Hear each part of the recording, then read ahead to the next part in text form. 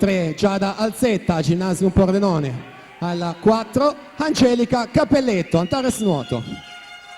Corsia 5 Giada Gorlier, Rinantes Torino. Alla 6 Laura Mion, Sporting Club Noale. Corsia 7 Laura Mazzotta, Hydros.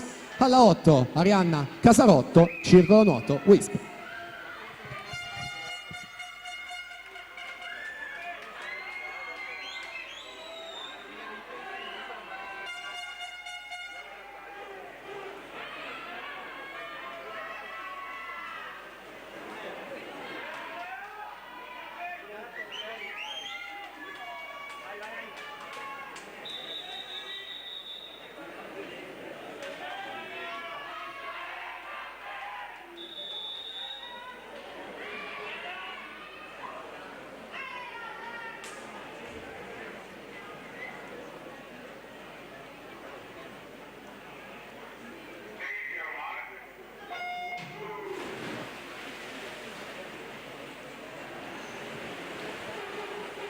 In acqua allora questa prima finale con le prime medaglie del 2020 che si assegnano.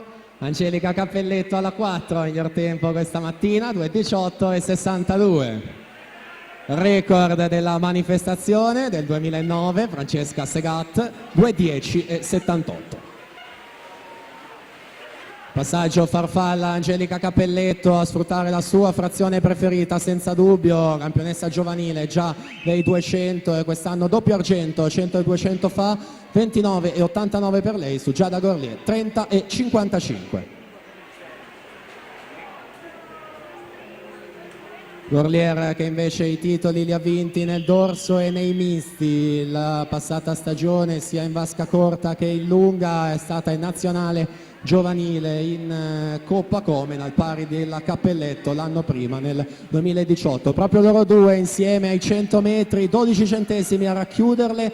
Cappelletto 35:54 nel dorso, Gorlier più veloce con 35:00.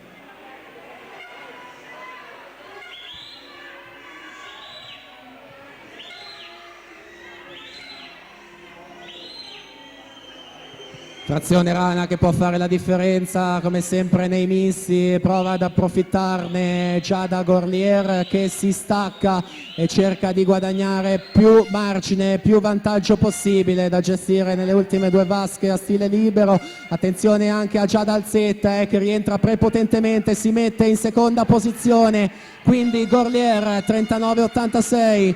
Alzetta 39:89 in lotta con Angelica Cappelletto per la seconda posizione.